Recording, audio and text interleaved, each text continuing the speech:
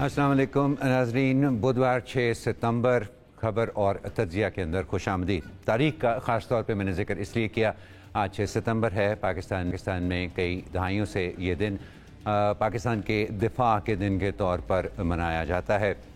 ہم اپنے ملک کی دفاع کی بات کرتے ہیں، ہم اپنے شہداء کی قربانیوں کو یاد کرتے ہیں آج کا دن، اور پورے ملک میں پاکستان کی دفاع کی مضبوطی کی بات کی جاتی ہے۔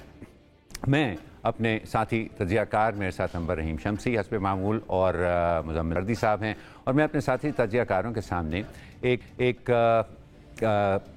نقطہ رکھنا چاہتا ہوں اس پروگرام کے آغاز میں ہی، اور وہ یہ کہ کیا پچھلے کئی سال میں ہم نے دیکھا ہے دفاع کا تصور جس طرح سے دنیا میں بدلا ہے، کیا ہم بھی اس تبدیلی کے ساتھ ہیں یا نہیں؟ اور جب میں کہتا ہوں کہ دفاع کا، ملکی دفاع کا تصور پوری دنیا کے اندر بدلا ہے، اس سے میری کیا مراد ہے؟ اس سے مراد میری یہ ہے کہ اب ہتھیار کسی بھی ملک کے دفاع میں سینٹرل نہیں رہے۔ ایک ملک کی دفاعی مضبوطی اور دفاعی طاقت جو ہے، اب اس کو صرف ٹینکوں، جہازوں، میزائلوں اور ایٹم بموں سے نہیں گنا جا سکتا۔ دنیا بھر میں بلکہ یوں کہنا چاہیے کہ دفاع کے معاملے میں یہ گنگا الٹی بہنا شروع ہو گئی ہے۔ اب جس ملک کے اندر ہم دیکھتے ہیں کہ ہتھیار استعمال ہوئے ہیں، وہ ملک مضبوط ہونے کی بجائے کمزور ہوا ہے۔ ہمارے سامنے اس کی بہت زیادہ مثالیں ہیں، عراق ہے، سیریا ہے، لیبیا ہے، افغانستان ہے۔ اور اس کے مقابلے میں جہاں تعلیم، انفارمیشن ٹیکنالوجی اور جدیدیت کے اوپر ہم نے زور دیکھا ہے، ہم نے دیکھا ہے کہ ان ممالک کے اندر وہ ممالک جو ہیں وہ مضبوط بھی ہوئے ہیں، ہر اعتبار سے، معاشی اعتبار سے بھی، سیاسی اعتبار سے بھی اور دفاعی اعتبار سے بھی۔ کیا پاکستان میں اس چیز کی ریکگنیشن ہے کہ ہم اگر اپنے شہداء کی قربانیوں کو یاد کریں تو ہم یہ سوال اٹھائیں کہ انہوں نے جس وجہ سے قربانیاں، جن اہداف کے لیے انہوں نے اپنی جانیں قربان کی پاکستان کے لیے، کیا ہم ان اہداف کو حاصل کر پائے یا نہیں؟ اور یہی سوال میں اپنے ساتھی تجزیہ کاروں کے سامنے رکھنا چاہتا ہوں۔ مزمل سہروردی، آپ سے شروع کرتے ہیں، کیا رائے ہے آپ کی؟ دیکھیں، آپ کی بات جزوی طور پر ٹھیک ہے۔ میں یہ مانتا ہوں کہ جو معاشی ترقی ہے وہ اور خوشحالی ہے، وہ بہت ہی بنیادی فیکٹر ہے ملک کی ترقی میں، ملک کے دفاع میں۔ غریب اور کم خوشحال ملک جو ہے وہ کتنا بھی دفاعی طور پہ طاقتور ہو، وہ کمزور ہی نظر آتا ہے۔ میں یہ بات ضرور مانتا ہوں کہ جب تک آپ کی معیشت مضبوط نہیں ہوگی، آپ کے پاس ایٹم بم بھی ہو، میزائلز بھی ہوں، سب کچھ بھی ہو، آپ ایک کمزور ملک ہی گنے جائیں گے، کیونکہ آپ کی معیشت کمزور ہے۔ لیکن میں یہ بات نہیں مانتا کہ آپ کی معیشت بہت اچھی ہو، لیکن اگر آپ کے پاس دفاع کی چیزیں پوری نہ ہوں تو آپ ایک طاقتور ملک ہوں گے اور ورلڈ پاور ہوں گے۔ مجھے ایسی کوئی ورلڈ پاور نظر نہیں آتی جس کا دفاع بھی ناقابل تسخیر نہ ہو۔ میں معیشت کی اہمیت کو نظر انداز کرنے کی بات نہیں کر رہا، لیکن آپ یہ دیکھیں کہ جو دنیا کی بڑی ورلڈ پاورز ہیں، جو معیشت، جو بڑی G20 یا جو G7 میں بات کی جاتی ہے، وہ ملیٹریلی، دفاعی طور پر بھی ناقابل تسخیر ہیں۔ ہمارے سامنے جاپان کی ضرور مثال موجود ہے۔ آپ کہہ سکتے ہیں کہ جاپان کی کوئی فوج نہیں ہے اور جاپان نے معاشی طور پر ترقی کی ہے، لیکن ہمیں یہ سمجھنا ہوگا کہ جاپان میں آج تک امریکی اڈے موجود ہیں، اور سیکنڈ ورلڈ وار کے بعد امریکہ کا جو تسلط جاپان کے اوپر تھا، وہ آج بھی وہاں پہ ہوائی اڈوں، بحری بیڑوں، ہر طرح موجود ہے، اور جاپان آج تک امریکہ سے نہ ہوائی اڈے خالی کرا سکا ہے، نہ بحری بیڑے خالی کرا سکا ہے۔ تو وہ جو بھی معاشی ترقی ہے، اس کے ساتھ امریکی تسلط جاپان میں ضرور موجود ہے۔ انہوں نے اس کو قبول کر لیا ہے یا وہ اس کو میٹر نہیں کرتے، وہ ایک الگ بات ہے۔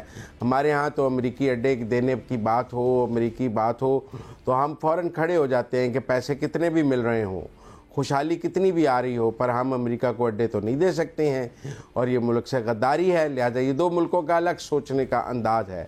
ان کے ملک نے معاشی طور پر ترقی کی ہے، لیکن انہوں نے ساتھ امریکہ کو اڈے اور سارا کچھ، جو ملٹری ہیجمنی ہے وہ سب لیٹ کی ہوئی ہے امریکہ کو، اپنا دفاع بھی سب لیٹ کیا ہوا ہے امریکہ کو۔ لیکن باقی ملکوں میں چین نے اپنے دفاع کو مضبوط کیا ہے، آپ روس کی بات کریں، دفاع کو مضبوط کیا ہے۔ ہم یوکرین کو دیکھیں کہ اگر روس اور یوکرین کی بات کی جائے تو وہ بھی ملٹری کی جو جنگ ہے اس وقت ویسٹ اور روس کی، وہ بھی اس کی معیشت ایک پہلو ضرور ہے لیکن دفاع بھی اس کا ایک پہلو ہے.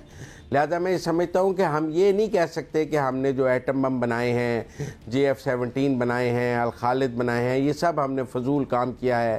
اس کی بجائے اگر ہم ملک کی معیشت پر توجہ دیتے تو پاکستان زیادہ بہتر حالت میں ہوتا. میں سمجھتا ہوں اگر ہم نے یہ سب کچھ نہ بنایا ہوتا اور معیشت ترقی کی ہوتی تو شاید پھر بھی ہم پر جنگ کے بادل زیادہ منڈلا رہے ہوتے.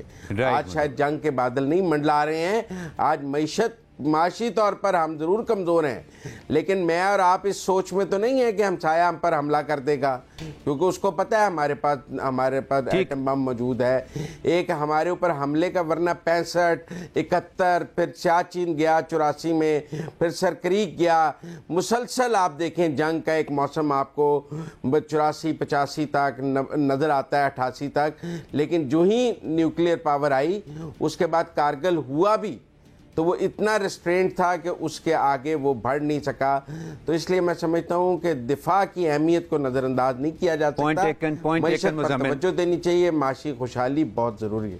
پوائنٹ ٹیکن مزمل, اور ہرگز یہ تجویز نہیں تھی کہ ہمیں دفاع پر توجہ نہیں دینی چاہیے اور باقی چیزوں کو زیادہ دیکھنا چاہیے تھا. آپ نے ایک لفظ ناقابل تسخیر استعمال کیا امبر سے کے سامنے, میں وہ رکھنا چاہوں گا, لیکن اس سے پہلے امبر دیکھیں میں نے کتنی ترقی کی ہے کہ آج انہوں نے صرف جزوی طور پر اختلاف کیا ہے میرے ساتھ اور جزوی طور پر اتفاق بھی کیا ہے. تو میرا خیال ہے یہ میرے لیے بڑی خوش آئند میں سے کہوں گا کہ میرے لیے یہ بات ہے. لیکن کمنگ بیک ٹو یہ ناقابل تسخیر والا جو لفظ سے استعمال کیا ہے کہ اس میں کوئی شک نہیں ہے کہ دفاعی صلاحیت جس کو آپ ہتھیاروں کے ٹرمز میں اور اپنے فوج کی پریپیرڈنیس کے ٹرمز کے اندر وہ دیکھتے ہیں, اس میں کوئی شک نہیں ہے کہ دفاعی صلاحیت کے بغیر یہ سمجھنا کہ آپ کا دفاع مضبوط ہے شاید درست نہیں ہوگا. لیکن ناقابل تسخیر دفاع کی اگر ہم ذکر کریں تو کیا ملٹری کیپیبلٹی آپ کے خیال میں اس کا واحد کمپوننٹ؟ میرے خیال میں کہ اس وقت آپ کو میں انعام مزمل دے دیتی ہوں. عامر صاحب جزوی طور پر اتفاق کیا نا مزمل نے, لیکن آپ نے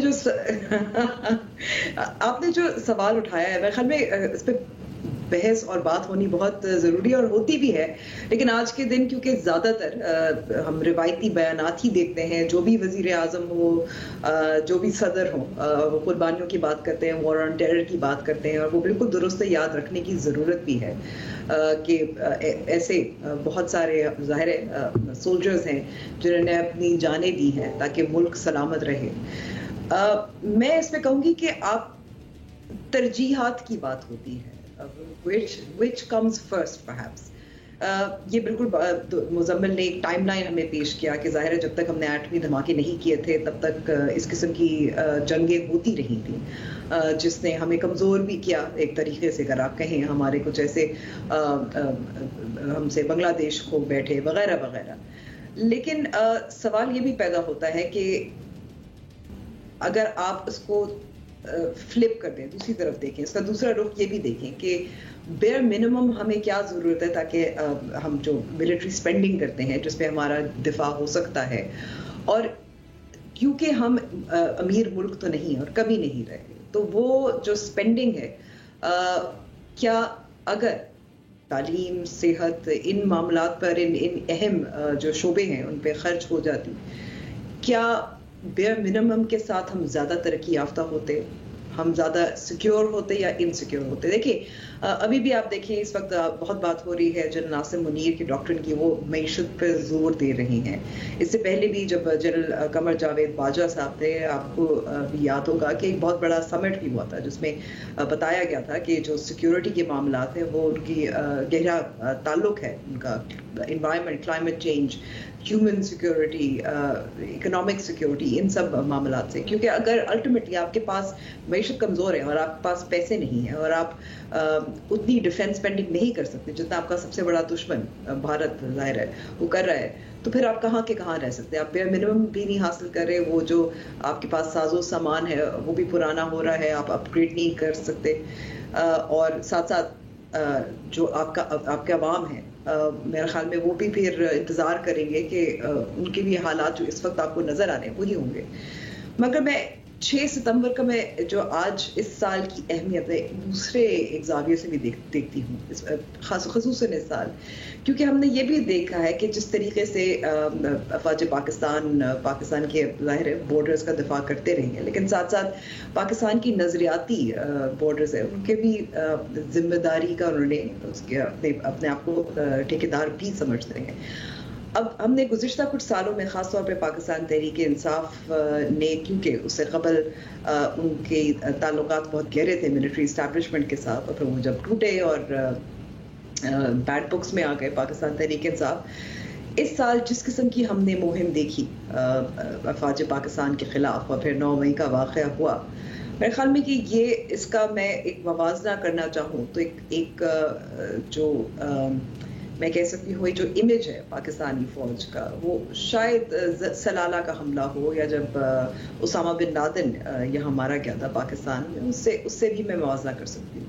so it means that there is also a greater need actually इस वक्त कि अफवाज पाकिस्तान ना सिर्फ उन कुर्बानियों की याद दिलाए जो 6 सितंबर को हर साल होती है और वही रिवायती बयानात होते हैं, और ना सिर्फ ज़ाहिर है हमेशा जैसे पाकिस्तान की तरक्की के हवाले से उनका एक किरदार भी रहा है, कभी ज़्यादा कभी कम, कभी ज़्यादा खुल के, इस दफ़ा ज़्यादा खुल के हो रहा है, लेकिन एक इमेज बिल्डिंग मेरे ख्याल में वो भी आपको एक्सरसाइज, वो मश्क भी आपको नज़र आ रही है। वो इसलिए है क्योंकि नज़रियाती जो हमारे बॉर्डर्स हैं उनकी भी ज़ाहिर पासबानी करते हैं पाकिस्तानी फौज। ठीक अंबर, ये आपने एक लफ्ज़ इस्तेमाल किया कि किस तरह सारी चीज़ इंटरकनेक्टेड है, हर चीज़ मुज़म्मिल साहब आपस में जुड़ी हुई है। हमारे पास ये सहूलत नहीं है कि हम अपने सारे के सारे वसाइल या अपने वसाइल का ज़्यादातर हिस्सा सिर्फ अपनी जो अस्करी कैपेबिलिटी है और अस्करी सलाहियत है उसके ऊपर लगाएं,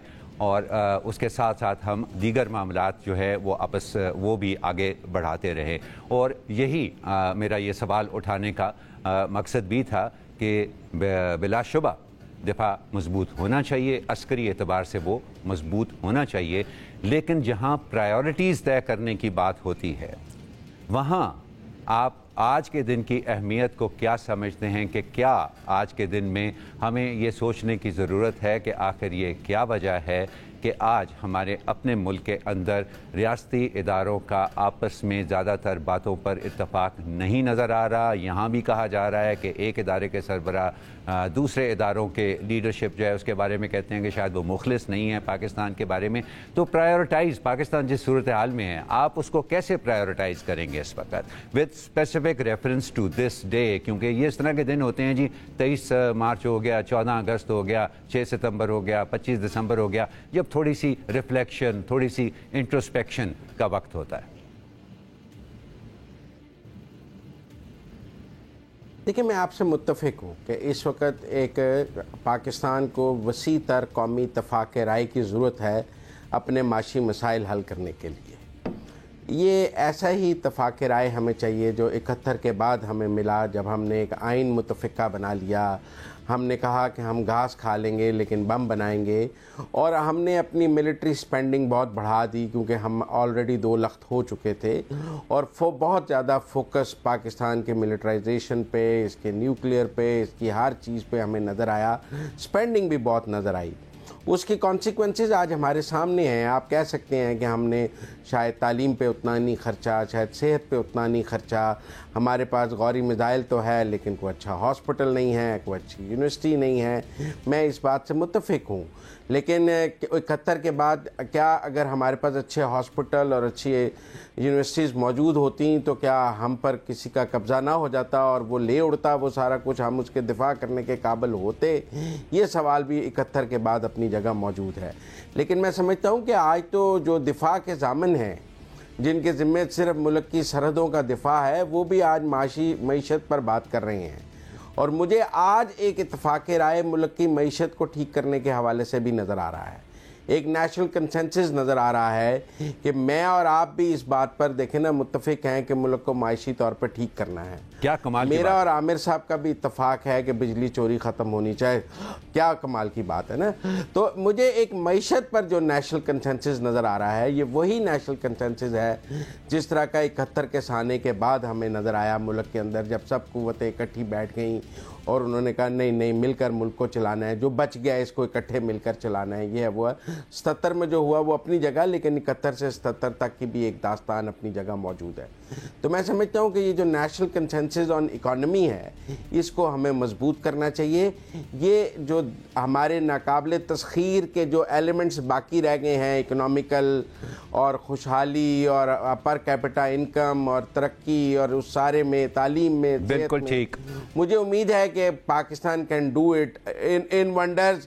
اگر ہم دفاع کو ناقابل تسخیر بنا سکتے ہیں تو ہم معیشت کو بھی 10 15 20 سالوں میں ناقابل تسخیر بنا سکتے ہیں. بالکل صحیح بات ہے مزمل بھائی. اور نیشنل کنسنسس کی ضرورت ہے. ہم اس نیشنل جو آج کنسنسس کی آپ بات کر رہے ہیں, جس کی بات کرنی چاہیے, ہاں جس نیشنل کنسنسس کی آپ بات کر رہے ہیں ہم اس کو بھی مضبوط بنا سکتے ہیں. Very quickly Ambar, I want your comment کہ یہ نیشنل کنسنسس جو ہمارے پریسنگ ایشوز ہیں اس کے اوپر ایک قومی اتفاق رائے, یہ ایک ایسی چیز ہے جس کے لیے ہمیں پیسہ نہیں چاہیے, ہمیں کوئی ڈالر نہیں چاہیے, ہمیں کوئی IMF کی امداد نہیں چاہیے, ہمیں کوئی مٹیریل ریسورسز جو ہیں وہ اس کے لیے نہیں چاہیے ہیں.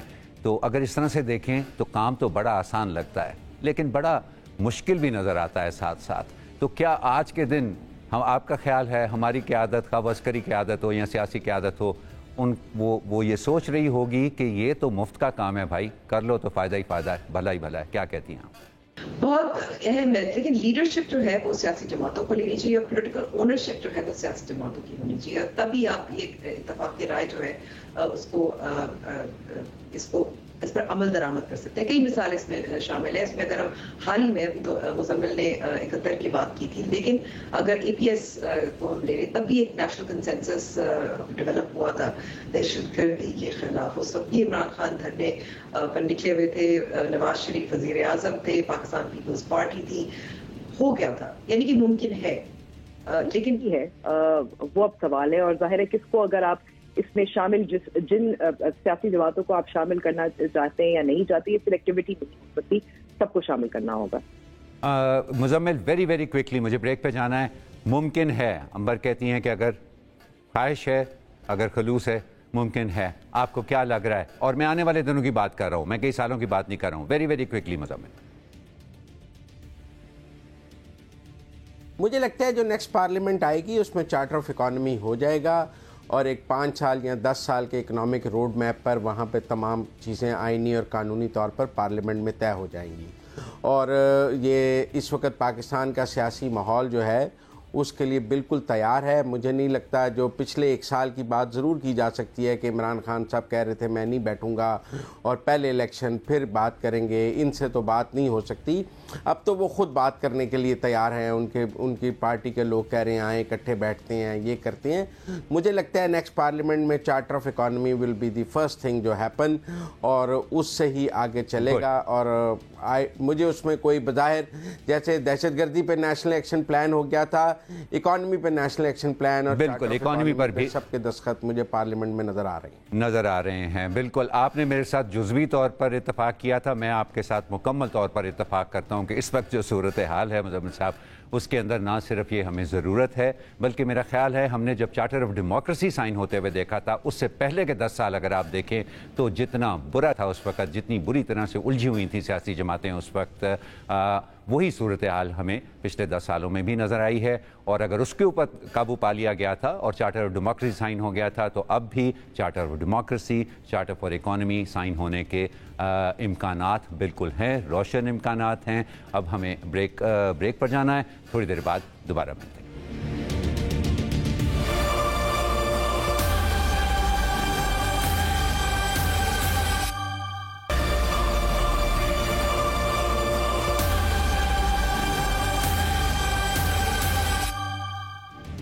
بریک کے بعد خوش آمدید ناظرین. ہم بات کریں گے اس وقت ملک میں کریک ڈاؤن شروع کیا گیا ہے اسمگلنگ کے خلاف, ذخیرہ اندوزی کے خلاف. ہمیں اس کریک ڈاؤن کے نتیجے میں ڈالر بھی نیچے آتا نظر آ رہا ہے وہ 10 روپے چینی کی قیمت بھی نظر آئی ہے. اور آج وفاقی وزیر نے کہا ہے کہ بجلی کی قیمت کم نہیں ہو سکتی جب تک بجلی چوری ختم نہیں کی جائے گی. کچھ ایسے اعداد و شمار بھی پیش کیے گئے ہیں کہ کچھ علاقوں میں بجلی کی چوری 60% ہے, کچھ میں 80% ہے, کچھ میں 54% ہے. اور پھر ہمارے ایک سرکاری افسر نے کہا کہ یہ چوری نہیں ڈکیتی ہے, اور جب آپ 80% چوری ہوگی ایک علاقے میں تو پھر وہاں سے بجلی کے بل نہیں آ رہے ہوں گے. جب ایک علاقہ بجلی کا بل نہیں دے گا تو پھر پورے ملک میں بجلی مہنگی ہوگی. بہرحال سمگلنگ کہتے ہیں جی چینی کی سمگلنگ روکی ہے, چینی سستی آ گئی ہے, ڈالر کی سمگلنگ روکی ہے, ڈالر نیچے آ گیا ہے. میں عامر صاحب اور انبر سے بات کروں گا, لیکن میں ایک ان کے لیے کہ یہ ہمیں ہوش تباہی کے بعد ہی کیوں آتا ہے. یہ سمگلنگ کی بات تو بہت عرصے سے ہو رہی تھی کہ ڈالر سمگل ہو رہا ہے. پھر جو آج سے سمگل ہو رہا تھا وہ کیوں سوئے ہوئے تھے, اور جب 350 سے اوپر چلا گیا اور ہمیں سمجھ آئی کہ ہم ڈوبنے لگے ہیں, لوگ 350-400 کی بات کرنے لگے. آرمی چیف کی ملاقات ہوئی, کاروباری لوگوں نے کہا کہ ہم پہ نہ برسیں, پہلے سمگلنگ روکیں. پھر چینی پہ ہم روئے کہ سمگلنگ پر روکیں. تو یہ سب جو ہمیں ہوش جو ہے وہ اتنی تباہی کے بعد کیوں آتا ہے؟ یہ قانون نافذ کرنے والے ادارے سوئے کیوں رہتے ہیں؟ یہ جو آج سمگلنگ کی اتنی خبریں چل رہی ہیں کہ ہم نے یہ روک دیا, ہم نے یہ روک دیا, یہ کارکردگی ہے یا چارج شیٹ ہے کہ آپ چند دن پہلے سوئے ہوئے تھے, یا سب کچھ آپ کی مرضی سے اور کنائیونس سے ہو رہا تھا؟ آپ کا احتساب ہونا چاہیے, یا یہ 2-4 دن کی کارکردگی پہ ہمیں آپ کو خراج تحسین پیش کرنا چاہیے؟ عامر صاحب آپ کچھ کہنا چاہیں گے اس کے اوپر؟ مزمل دیکھیں, آپ کی بات کا سیدھا سا جو جواب میرے پاس ہے وہ یہ ہے کہ پاکستان میں پالیسی سازی جس گاڑی پر بیٹھ کر آوارہ گردی کر رہی تھی نا جی, اس کا پیٹرول ختم ہو گیا ہے. اب آپ کے پاس وہ روم ہی نہیں رہا کہ یہ جو پکنک کے اوپر آپ نکلے ہوئے تھے, آپ کے تمام طبقات جی, آپ کے ریاستی جو ادارے ہیں ان کے سربراہ بھی, آپ کے جو سیاسی جماعتیں ہیں ان کے سربراہ بھی, وہ جو پاکستان کے اندر ایک سوچ تھی نا کہ نہیں ٹھیک ہے مسئلہ ہوا بھی ہم تو 4 سال کے لیے آتے ہیں یا 5 سال کے لیے آتے ہیں. اداروں کے سربراہ ہوتے تھے, وہ کوئی کہتا تھا جی ہمارا 3 سال کا ٹینیور ہے, ہمارا 4 سال کا بڑھا بھی لیا تھا, چلنے 6 سال کا ہو جائے گا اور یہ اگلی نسل جو ہے یہ اس مسئلے کو سنبھالے گی. وہ سہولت جو ہے وہ اب ختم ہو گئی ہے. تو اس وقت جو آپ کو ارجنسی نظر آ رہی ہے اس کی تو بڑی وجہ یہ ہے. لیکن ساتھ ساتھ یہ جو آپ کا دوسرا سوال تھا اس کی بھی بڑی اہمیت ہے کہ یہ ان کا احتساب ہونا چاہیے, ہم ان کو خراج تحسین پیش کریں. دیکھیں انگریزی کی ایک کہاوت ہے کہ well begun is half done. تو یہ بہت اچھا ہوتا کہ وہ اس چیز کو منظر سامنے لاتے, اپنی پرائورٹیز میں سب سے اوپر لے کر جاتے اور ایک جامع پلان بناتے, اور پھر سب مل کر کہتے ہیں کہ بھیا جلدی سے الیکشن کراؤ تاکہ ایک منتخب حکومت آئے, ایک پارلیمنٹ وجود میں ہو جو اس پلان کو امپلیمنٹ کرے, اور اس کی کوئی ایک آدھ جھلک دکھانے کے لیے جہاں پر بہت زیادہ گڑبڑ ہے وہاں پر کچھ وہ کارروائی بھی اپنی دکھا دیتے. لیکن منتخب حکومت ایک ایسا کام شروع کر رہی ہے جس کو ایک دفعہ شروع کر کے نا اس کے اندر اگر ڈسرپشن آ گئی تو سمجھے مزمل صاحب کہ وہ کام جو ہے وہ ڈی ریل ہو جائے گا. یہ اس طرح کے کام ہوتے ہیں کہ اگر یہ چلتے رہیں, اگر وہ خرابی چلتی رہے تو اس کو اریسٹ کرنا مشکل ہو جاتا ہے. اگر آپ ایک دفعہ اس کو ہاتھ ڈالیں اور پھر روک دیں اپنا تو پھر تو وہ تقریباً ناممکن ہو جاتا ہے. سو میں اس کی ٹائمنگ پہ مجھے بہت زیادہ اعتراض ہے کہ یہ اس حکومت کا کام ہے اس طرح کے کام کرنا یا نہیں. پالیسی ضرور بنائیں, طریقہ کار ضرور بنائیں, ایک گائیڈ لائنز جو چھوڑ جائیں اگلی پارلیمنٹ کے لیے, یا ایک پلان چھوڑ جائیں اگلی پارلیمنٹ کے لیے. لیکن کوشش ہماری یہی ہونی چاہیے کہ ایک سٹیبل منتخب حکومت ہو جو کہ اس کام کو جب شروع کرے تو اس کے پاس 4-5 سال کا عرصہ ہو جس میں وہ پھر مکمل کرے. جی انبر. مزمل صاحب خراج تحسین چلیں پیش کر دیتے ہیں, کیونکہ آج جو وزیر توانائی تھے انہوں نے بہت تفصیل سے بتایا کہ کہاں کہاں چوری ہو رہی ہے, کن علاقوں میں ہو رہی ہے, کس وجہ سے ہو رہی ہے, اور پھر سٹیپ بائی سٹیپ کون سے اقدامات ہیں اور کس طریقے سے کریں گے, اور اس کا ایک پالیسی فریم ورک بھی پیش کیا کہ اگر اتنی فیصد چوری ہوگی تو یہاں ہم ٹیکنالوجی کا استعمال کریں گے, اگر اتنی فیصد ہوگی تو پھر ہم لا انفورسمنٹ کا استعمال کریں گے جو 60% سے تجاوز کرے, جس میں پشاور, حیدرآباد, سکھر, کوئٹہ وغیرہ ہے. پھر ظاہر ہے چلیں بہت اچھی بات ہے, میں ایک منصوبہ پیش کرنے کی خراج تحسین پیش کر دیتی ہوں. لیکن عامر صاحب نے بھی ایک بہت ویلڈ پوائنٹ بھی اٹھایا کہ کتنی دیر تک اور کب تک اور اس سے کیا فائدہ ہوگا. میں سمجھتی ہوں کہ یہ مجھے کبھی کبھی اس وقت ایسا لگ رہا ہے نگراں جو حکومت ہے وہ ڈیسپریٹ بھی ہے. ظاہر ہے انہوں نے کچھ اپنی میں کہوں گی کہ میڈیا مینجمنٹ مقبولیت بھی ظاہر کرنی ہے اور پھر اتنے زیادہ بحران اکٹھا آ گئے سامنے جن سے کو سنبھالنا مشکل ہے کہ کچھ ظاہر ہے کارکردگی کچھ تو دکھانا ہے. تو میں سمجھتی ہوں کہ یہ جو اسمگلنگ روکی جا رہی ہے ہر طریقے سے, جو اسمگلنگ کی مثال کے طور پر چینی کی بات کریں تو جب 2020 میں جب شوگر انکوائری رپورٹ آئی تھی تو افغانستان چینی اسمگل تب بھی ہو رہی تھی, اس کی نشاندہی بھی کی گئی تھی, لیکن جب چھاپے مارے جا رہے تھے وہ صرف شوگر ملز مالکان پر ان پر چھاپے مارے جائے تھے. لیکن دوسری جگہ جو اسمگلنگ کی بات تھی وہ جو سیاسی حکومت تھی وہ بہت خاموش ہو گئی تھی. تو پھر میں سمجھتی ہوں کہ ظاہر ہے اس کا یہی مطلب ہو سکتا ہے کہ سیاسی حکومت جو سرحدوں پر اسمگلنگ ہوتی ہے اس کو چھونا نہیں چاہتی, ڈرتی ہے. تو یعنی کہ جو نگراں حکومت ہے اور اس وقت ظاہر ہے جو ملٹری اسٹیبلشمنٹ ہے وہ آن بورڈ ہے اور ان کو لگتا ہے کہ جی. میں سمجھتا ہوں کہ جو سرحدوں کی اسمگلنگ تھی ان کو احساس ہو گیا کہ اب پاکستان سرحدوں کی اسمگلنگ کے ساتھ نہیں چل سکتا, کہیں نہ کہیں اس کو بند کرنا پڑے گا, لہذا جن کے کنٹرول میں سرحدیں ہیں انہیں سرحدوں کی اسمگلنگ بند کرنی ہوگی. یہ احساس تو ضرور نظر آیا ہے, لیکن میں سمجھتا ہوں کہ یہ بہترین حکومت ہے جو یہ کام کر سکتی ہے. سیاسی حکومتیں, آپ مردان کی بجلی بند کریں گے تو مردان کا ایم این اے کھڑا ہو جائے گا, مردان کے ایم پی ایس کھڑے ہو جائیں گے. ہمارا سیاسی نظام ایسا ہے, میں نے دیکھا ہے 2014 میں جب آپ نے جن علاقوں میں زیادہ بجلی چوری ہے وہاں پہ لوڈ شیڈنگ بڑھائی تو قومی اسمبلی میں اور ہر جگہ اس کے اوپر شور مچ گیا, کیونکہ پروونشل گورنمنٹس اس کو اپنا مسئلہ سمجھتی نہیں ہیں. وہ سمجھتی ہیں فیڈرل کا مسئلہ ہے, فیڈرل میں چھوٹے صوبوں کی تعداد جو ہے وہ ان کے لیے اتنا سٹیک نہیں ہے, تو لہذا چھوٹے صوبوں جو ہیں وہ اس کو سمجھتے ہیں ایزی گوئنگ, شور مچانے میں زیادہ آسانی فیل کرتے ہیں. اور میں سمجھتا ہوں کہ اگر کچھ ہو سکتا ہے تو یہ کوئی, میں نے تو کل بھی پروگرام میں کہا تھا کہ یہ 2 ماہ کا کام ہے, زیادہ بڑا کام نہیں ہے بجلی چوری روکنا. ایک دفعہ ہم اس کو نیچے لے آئے تو پھر ایک بینچ مارک طے ہو جائے گا کہ یہاں پر یہ ہے, اب بڑھے گی تو پکڑے جائیں گے. تو اس لیے میرے خیال میں ہمیں اگلی حکومت کا انتظار نہیں کرنا چاہیے. ان کے اوپر کوئی سیاسی بوجھ نہیں ہے, انہوں نے ووٹ نہیں لینا ہے, ان کے ایم این اے نہیں ہیں, ان کا پولیٹیکل بیگیج نہیں ہے, ان کو بے لاگ ہو کر بغیر کسی سٹیکس کے یہ کام یہ کر سکتے ہیں. اور ہمیں یہ نہیں کہنا چاہیے کہ یہ نہیں کر سکتے یا ان کو نہیں کرنا چاہیے. اگر اب نہ ہوا تو کبھی نہیں ہوگا. چلیں عامر صاحب آپ اور انبر ایک منٹ اب اس پہ کر لیں کیونکہ میں نے متنازع بات کر دی ہے نا. ہاں نہیں دیکھیں آپ کی بات نہیں دیکھیں آپ کا یہ کہنا نا کہ یہ کر دیں یہ 2 مہینے کا, اب اگر تو مزمل واقعی 2 مہینے کا کام ہے بسم اللہ ضرور کریں, ٹھیک ہے, لیکن مجھے نہیں لگتا کہ یہ 2 مہینے کا کام ہے. دیکھیں ہمارے پاس اتنے وسائل نہیں ہیں کہ ہم اتنے بڑے پیمانے کے اوپر ہم ڈالر کی اسمگلنگ بھی روکیں, ہم چینی کی اسمگلنگ بھی روکیں, ہم بجلی کی چوری بھی روکیں اور پھر اس کے ساتھ ساتھ ہم انتخابات بھی کرائیں اس ملک کے اندر.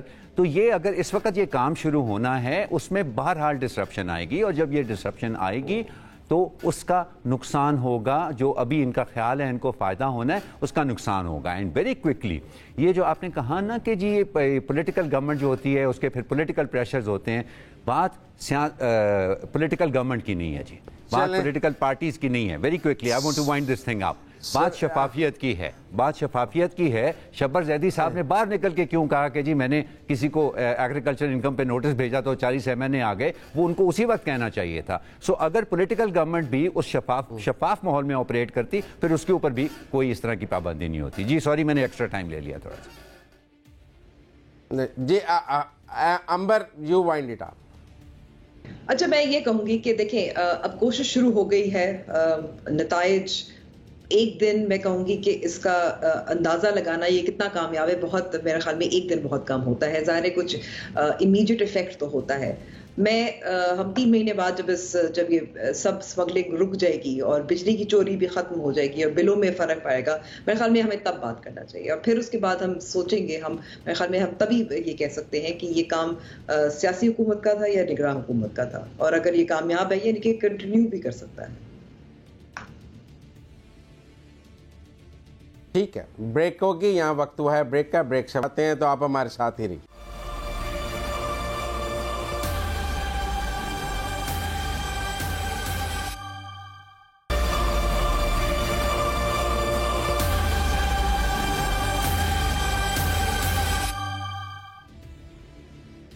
پروگرام خبر اور تجزیہ میں ایک بار پھر خوش آمدید۔ بلاول بھٹو زرداری صاحب نے آج ان کی طرف سے ایک بیان سامنے آیا، اور ان کا یہ کہنا ہے کہ ملک میں جو عام انتخابات ہونے چاہیے آئین کے مطابق ہونے چاہیے، تاکہ ایک جمہوری حکومت ملک میں جو مسائل ہیں ان کا حل کرائے۔ دلچسپ بات یہ ہے کہ یہ پہلی بار ہے جہاں پاکستان پیپلز پارٹی یا بلاول بھٹو زرداری صاحب نے جو 90 دن کا جو آئین میں درج ہے، ایک مدت ہے جب اسمبلیاں تحلیل کی جاتی ہیں وقت سے پہلے، اس کا ذکر نہیں کیا۔ میں سوال کروں گی پہلے تو عامر احمد خان صاحب آپ سے، کیا بلاول بھٹو زرداری صاحب نے یو ٹرن لیا ہے پاکستان پیپلز پارٹی کا جو موقف رہا ہے؟ کیونکہ ہم نے دیکھا کہ جس طریقے سے چاہے نثار کھوڑو ہوں، چاہے نیر بخاری ہوں، چاہے شہری رحمان ہوں، اور انہوں نے الیکشن کمیشنر پاکستان سے ملاقات بھی کی تھی، 90 دن کی ڈیڈ لائن کی بات کر رہے تھے، لیکن جب 90 دن کا ذکر نہیں کیا پھر یو ٹرن ہے، اور کیوں ہے یو ٹرن؟ امر، اس کی دیکھیں دو ہی چیزیں ہو سکتی ہیں یہاں پر۔ یہاں تو یہ ہے کہ ہمیں کچھ عادت پڑ گئی ہے کہ ہم ہر چیز کے اندر جو ہے اس کے ایسی گہرائی ڈھونڈنے کی کوشش کرتے ہیں جو وہ شاید وہاں پر نہ ہو۔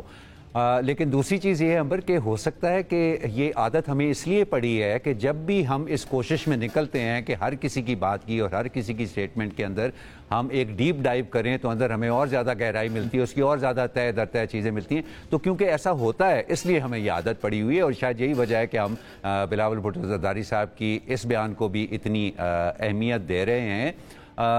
یہ مختلف تو ہے میری نظر میں، یہ جو پہلے پیپلز پارٹی کا کہنا تھا، انہوں نے اپنے رہنماؤں کے ذریعے جو کہلوایا، جس میں بڑی اسپیسیفکلی 90 دن کی بات ہوتی تھی اور اس کا ذکر ہوتا تھا، وہ ان کی اس اسٹیٹمنٹ میں نہیں ہے۔ تو اس میں کچھ نہ کچھ فرق تو ہے۔ اب وہ کیوں ہے، وہ ان کی وجہ کے بارے میں ان وجوہات کے بارے میں تو کچھ زیادہ واضح نہیں ہوں، کیونکہ میری ہمیشہ پیپلز پارٹی سے یہی توقع رہی ہے کہ، اور ہم نے ماضی میں اس کو ایسے کرتے بھی دیکھا ہے، کہ اس طرح کے معاملات میں خاص طور پہ انتخاب اپنے وقت پر ہونا اور اس کا ایک خاص طریقے سے شفافیت کے ساتھ ہونا، وہ کم از کم اس کو ایک لپ سروس دیتی رہی ہے یہ پارٹی، اس کا ذکر ضرور کرتی رہی ہے۔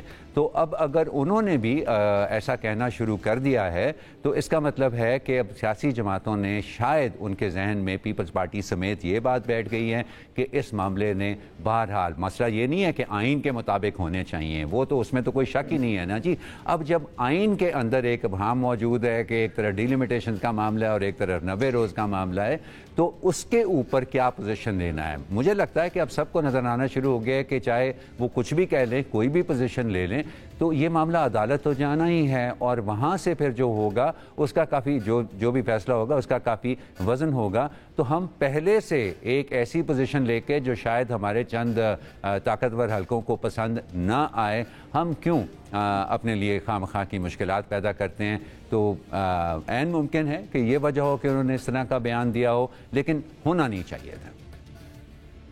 میں آپ سے ایک اضافی سوال ایک یہاں کرنا چاہوں گی، کیونکہ ہمیشہ پاکستان پیپلز پارٹی 73 کے آئین کا ایک گارڈین رہی ہے، لیکن یہ جو لچک ہے یہ تو 2017 کے الیکشن کے ایکٹ کا ہے۔ کیا آپ سمجھتے ہیں کہ پیپلز پارٹی نے جو لچک دکھائی ہے وہ اسی لیے ہے کیونکہ طاقتور حلقوں کو تھوڑا سا ان کی جو سمت ہے دیکھ کر رہے ہیں؟ امر دیکھیں، یہ پیپلز پارٹی جو ہے وہ اس نے اکوموڈیشن مفاہمت کی سیاست جو ہے نا، میں سمجھتا ہوں پیپلز پارٹی کا بڑا اس کے اندر لیڈ رول ہے۔ محترمہ بینظیر بھٹو شہید جو ہیں، وہ بہت عرصہ پہلے سے وہ ایک نیشنل ریکنسیلیشن ایفرٹ کی بات کرنا شروع ہو گئی تھی اس ملک کے اندر، اس کو پھر بعد میں ہم نے گالی بنا دیا، ہم نے NRO کو ایک گالی بنا دیا، ٹھیک ہے نا، باوجود اس کے کہ ہر کسی نے اور ہر سیاسی جماعت نے اس کا فائدہ اٹھایا۔ میں سمجھتا ہوں کہ اس وقت PTI کے بھی زیادہ تر لوگ جو ہیں ان کی یہ خواہش ہوگی کہ کسی قسم کا مفاہمتی عمل اس معاملے کے اندر شروع ہو، لیکن اس مقامت کے سمجھ میں پیپلز پارٹی کا رول ہمیشہ جو ہے وہ ایک لیڈرشپ کا رول رہا ہے، اور اس وقت اگر وہ اس رول سے پیچھے ہٹتی ہیں، بے شک لچک بہانے کے دکھانے کے بہانے پیچھے ہٹتی ہیں، تو یہ تھوڑا سا ورنگ ہے. ورینگ ہے. اچھا مزمل صاحب، آپ بھی سمجھتے یہ پریشان کن ہے؟ کیا لچک دکھا رہی ہے پاکستان پیپلز پارٹی، یا ہم ویسے ہی ہم انسٹرومنٹ ٹی کپ ہے بیان کو ہم بس اس پہ ڈسکشن کر رہے ہیں؟ دیکھیں ان کے، میں پہلے دن سے اس موقف پہ ہوں کہ ان کے کال آف فیل میں تضاد تھا. اگر ان کو 90 دن میں انتخابات چاہیے تھے تو انہیں سی سی آئی میں نئی مردم شماری کے حق میں ووٹ نہیں ڈالنا چاہیے تھا. وہ کیسے یہ کہہ سکتے ہیں کہ ہمیں یقین دہانی کرائی گئی تھی کہ وقت پہ ہو جائیں گے؟ کیسے یقین دہانی ہو سکتی ہے؟ صاف لکھا ہوا ہے آئین میں کہ اگر نئی مردم شماری ہوگی تو نئی حلقہ بندیاں ہوں گی. انہوں نے آئین نہیں پڑھا، وہ رضا ربانی سے پوچھ لیتے مراد علی شاہ صاحب، انہوں نے کیوں ووٹ ڈالا سی سی آئی میں نئی؟ اب جب آپ نے ووٹ ڈال دیا ہے نئی مردم شماری کو، آپ 90 دن کا مطالبہ کر رہے ہیں، تو آپ کیا لوگوں کو بیوقوف بنا رہے ہیں؟ What is this? Playing with the gallery.